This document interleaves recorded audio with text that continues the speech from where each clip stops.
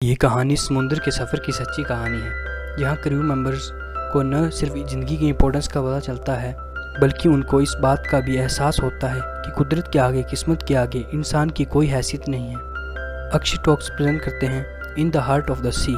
इस कहानी की शुरुआत होती है 1850 से, जहाँ हरमन नाम का एक राइटर थॉमस नाम के एक बूढ़े आदमी से मिलने आता है।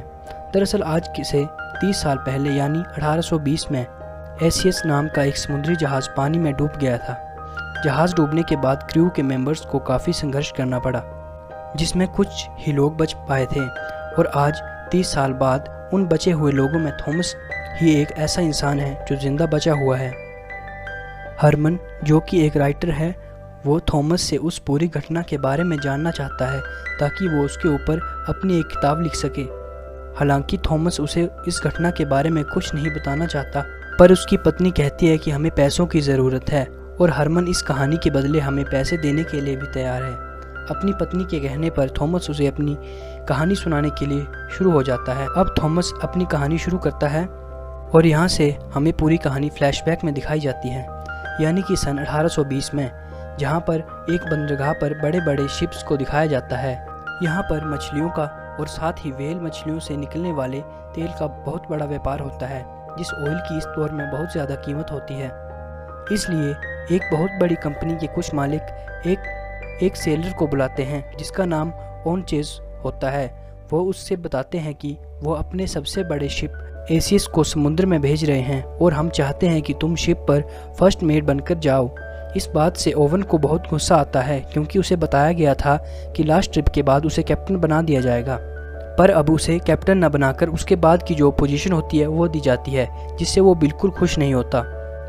उस कंपनी के जो ओनर होते हैं वो उसे कहते हैं कि अगली जर्नी में उसे कैप्टन बना दिया जाएगा। दरअसल इस बार जिसे कैप्टन बनाया गया है वो उसका नाम जॉर्ज होता है और वो अपनी कंपनी के मालिकों में से एक का बेटा होता है। अब सफ़र की तैयारी शुरू होती है, जिसमें एक 14 साल का लड़का भी होता है जिसका नाम थॉमस होता है, जो कि अनाथ है। ये वही बूढ़ा आदमी है जो प्रेजेंट टाइम में ये कहानी सुना रहा होता है।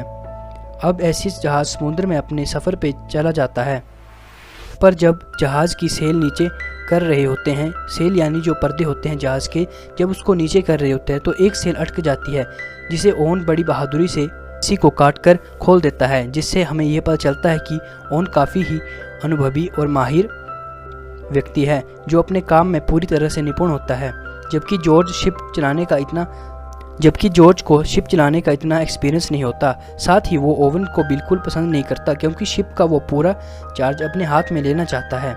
पूरा दिन सफ़र करने के बाद यह समुद्र के बीचों बीच पहुंच जाते हैं, जहां पर ओन क्रू से शिप के पर्दों को, जिससे शिप को स्पीड मिलती है, उसे कम करने के लिए कहता है, क्योंकि मौसम बहुत ख़राब होता है। पर जॉर्ज अपना दबदबा बनाने के लिए सारे पर्दों को खोलने को कहता है, जिससे शिप की स्पीड अधिक हो जाती है।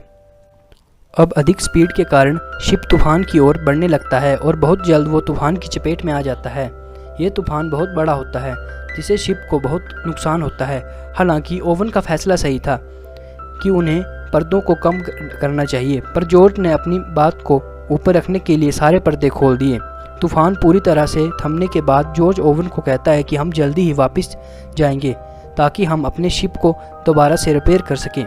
साथ ही वापस पहुंचने के बाद तुम एक माफ़ीनामा लिखोगे, जिसमें तुम लिखोगे कि तुमने अपने कैप्टन की बात नहीं मानी, जिस वजह से कई लोगों की जान जा सकती थी। मुझे तुम्हारा इस्तीफ़ा चाहिए। ओवन ये सब सुनकर पूरी तरह से हैरान हो जाता है। वह जॉर्ज से कहता है कि पर्दों को नीचे करने का तुम्हारा ऑर्डर था। जॉर्ज कहता है कि मैं अपने क्रू को टेस्ट कर रहा था। ओवन कहता है कि तुम टेस्ट कर रहे थे, वो भी तूफान के बीचों बीच? यह एक बहुत गलत कैप्टनशिप है।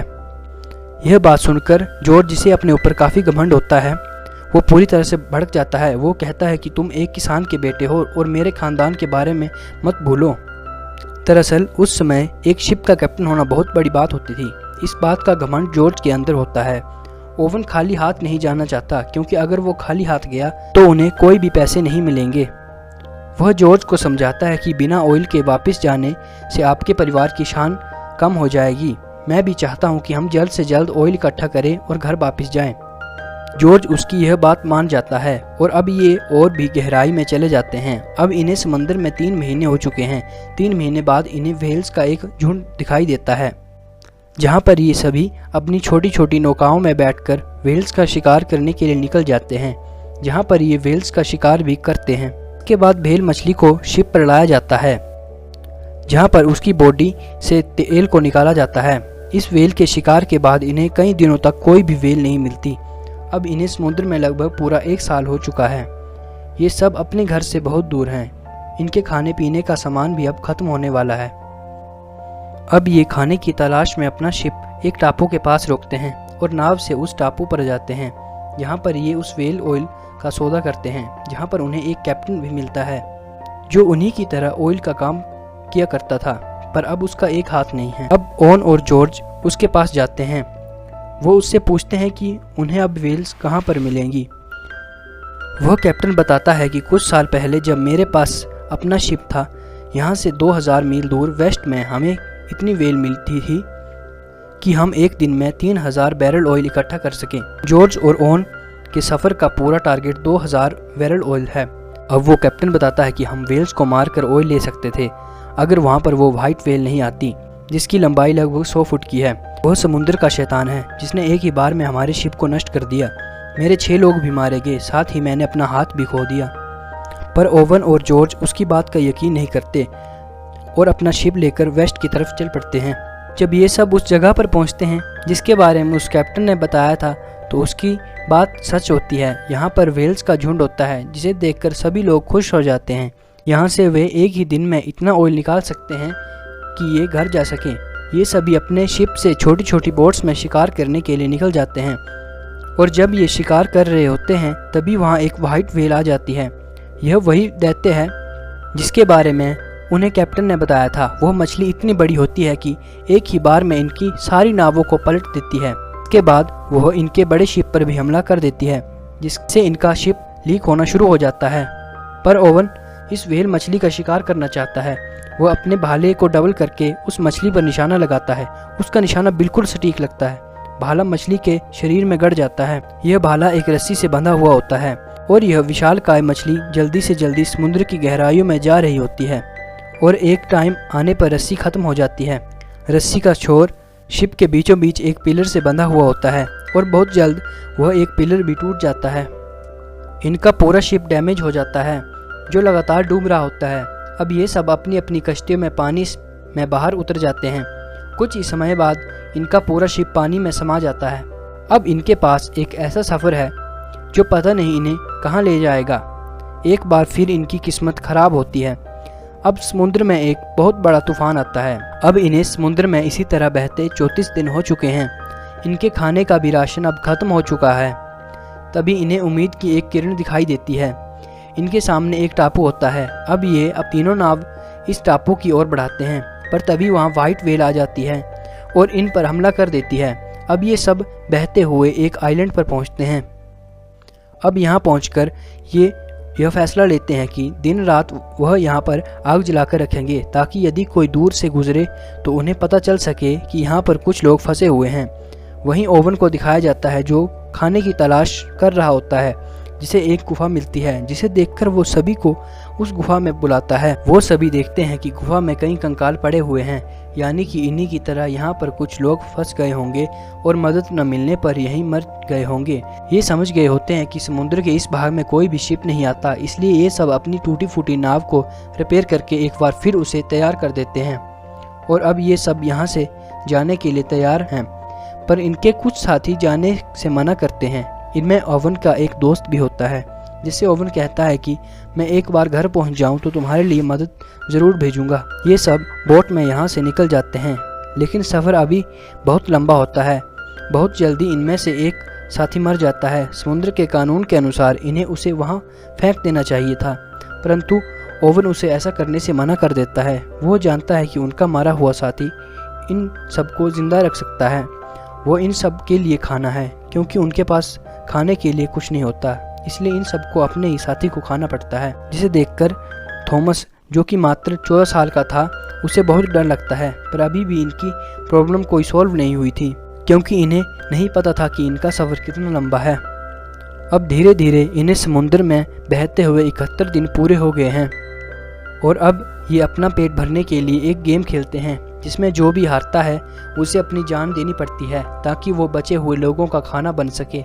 इस खेल में जॉर्ज, जो शिप का कैप्टन था, वो हार जाता है।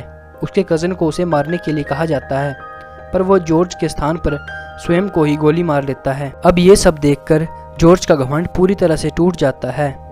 यह कई दिनों तक समुद्र में ऐसे ही बहता रहते हैं। अब एक बार फिर विशाल भेल इनके नावों के बीचों बीच आ जाती है।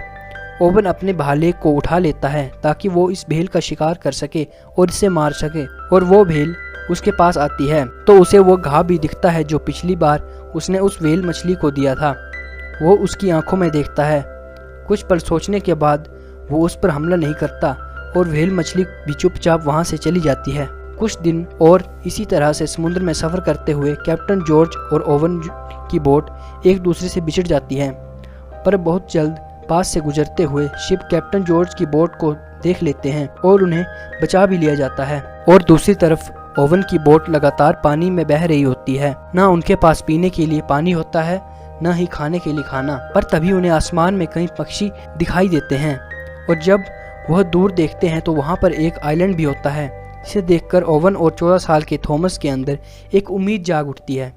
ये अपनी बोट उस तरफ ले जाते हैं। बहुत जल्द इन्हें वहाँ से रेस्क्यू कर लिया जाता है। और अब ठीक 3 महीने बाद 11 जून सन 1821 को ये अपने घर वापस पहुंच जाते हैं।